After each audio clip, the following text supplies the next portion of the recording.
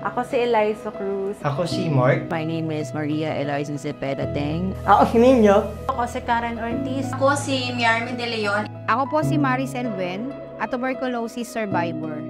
So, noong una, nalaman ko na may tuberculosis ako, parang ayaw ko maniwala kasi malakas yung pangangatawan ko at never pa ako nagkasakit. Pero habang tumatagal, lumalala, sumasama yung pakiramdam ko. Nagpa-admit na ako sa hospital at nagpatingin sa doktor.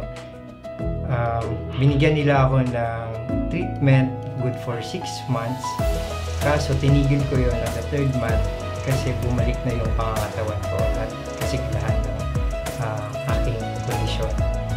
Yun yung isa sa mali na ginawa ko. Tumigil ako sa pag-inom ng gamot. Kaya after 2 years, bumalik yung TB ko.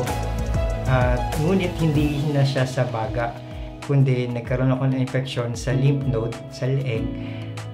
Ang tawag doon ay extrapulmonary TB or TB sa ibang bahagi ng katawan. Si Kian ay 6 years old, as Stephen ay 2 years old. That time, nung nagka-tuberculosis sila yung joy and pride ko. Nag-start lagnatin yung pangalawa kong si Stephen. Inuubo, nilalagnat. Na hindi ko alam na sign na pala ng tuberculosis. Yung panganay ko na si Kia, na 6 years old, payat, tas walang ganang kumain. Sobrang nag-alala ko kaya hindi ko alam kung anong gagawin ko ng mga panahon na yun. Wala akong idea kung COVID ba or TB. In terms of stigma, there are different levels that I experienced. One is from my family, when one of my relatives told me that maybe you got that disease because you're not such a good person. That's number one. The next one was from my classmate, that they assumed that there's really something wrong that I'm doing in my lifestyle. That's why I contracted this disease. The other one was from a doctor that was checking me for my first pregnancy. And when I was doing the internal examination, she told me with a whisper, "You shouldn't have conceived because you will transfer the disease to your baby." I just cried while lying there. And there were a lot of stigma and discrimination, of course, for being a woman, for being a person who had tuberculosis, and a person being blind. So I am in that category of triple discrimination. Coping up with stigma, napakahirap.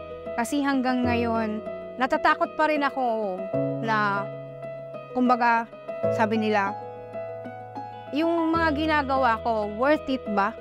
Na maging advocate ako na hindi ko pa na-overcome yung mga stigma and discrimination na nangyari sa akin. Kaya, yun, nagtuturo kami ng awareness campaign kasama ng grupo ko sa iba't ibang lugar. Itong kwento ko yung madalas kong binabahagi sa mga tao. Sa mga pasyente na nakausap namin, sa mga humihingi ng tulong, sa mga humihingi ng sagot. Kasi nung time namin, alam namin yung pakiramdam na wala makausap. Kasi yung time namin wala akong Facebook. Pero ngayon meron na, di ba? One day, nag-check ako ng Facebook. Down na down ako nun. Nakita ko yung TB Free PH. Nag-join ako doon. And then, from there, nakita ko yung mga kasama, katulad ko na mga patient din, na iisa lang pala yung nararamdaman namin na I thought before is ako lang yung nakakaramdan. Kaluoy sa Ginoo na ayo gid mi sa TV. Nindot kayo sa pamati nga bisan og pila ka buwan ang among giantos no para makumpleto ang treatment, daghan kaayo mga gipang-agian, but nindot kayo sa pamati, paminawon nga na kumpleto na namo ang among mga pagtambal ug nahuman na wala na hunahunaon. And aside from that, among mga lawas, kabalo nami nga TB free nami. And then of course, dako pud kayo akong pasalamat sa mga doktor nga nagtabang namo. Para healthy lungs, Kinere ko to. Carry mo din! let's fight to end tuberculosis today.